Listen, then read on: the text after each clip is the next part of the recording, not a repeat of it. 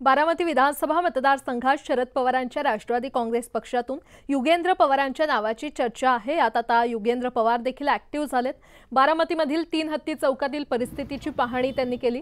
सध्या सुशोभीकरणाचं काम सुरू आहे, मात्र वाहतूक कोंडी आणि वाढत्या अपघातामुळे नागरिकांकडून संताप व्यक्त केला जातोय। या पार्श्वभूमीवर मनसेकडून सुरू असलेल्या आंदोलनाला पाठिंबा देण्यासाठी युगेंद्र पवार 3 हत्ती चौकात पोहोचले। आमच्या सगळ्यांची इच्छा आहे, राजकारण जरी आपण बाजूला ठेवलं तरी इथं जो काही त्रास लोकांना होतोय ते होऊ नये, त्याच्यामुळे खरं तर आम्ही ह्या सगळ्या परिसराची पाहणी आम्ही करायला इथं आलोय।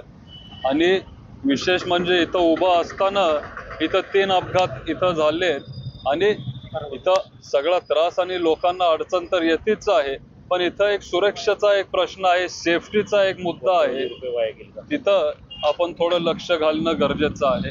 आणि आमची इच्छा आहे, अपेक्षा आहे की लवकरात लवकर हा प्रश्न इथं मार्गी लावावा। विधानसभा निवडणुका डोळ्यासमोर ठेवून पीक विमा मिळणार हा सरकारचा आणखी एक जुमला असल्याचा आरोप रविकांत तुपकर यांनी केलाय। एकीकडे पीक विम्यासाठी श्रेयवादाची लढाई सुरू असताना रविकांत तुपकरांनी पुराव्यानिशी पोलखोल केली।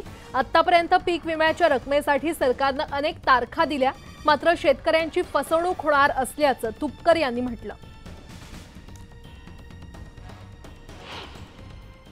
मला आनंद एका गोष्टीचा आहे की बुलढाणा लोकसभेमध्ये शेतकऱ्यांनी ज्या पद्धतीनं एकी दाखवली आणि पीक विम्याच्या प्रश्नावर शेतकरी ज्या पद्धतीने रस्त्यावर उतरला, तुरुंगात गेला, लाठ्याकाठ्या खाल्ल्या, त्यामुळं या विधानसभेच्या निवडणुका डोळ्यासमोर ठेवून अनेक आमदार मंडळींना पीक विम्याचा पुळका आता आलेला आहे। इतके वर्ष जी मंडळी कधी पीक विम्यावर बोलली नाही, ते अनेक मंडळी आता पीक विम्यावर बोलायला लागलेली आहे। असं दाखवतात की जसं काय आता पीक विमा आम्ही आमच्या घरातूनच देणार आहे, अशा पद्धतीचं चित्र तयार करण्याचा प्रयत्न त्या ठिकाणी होतो आहे।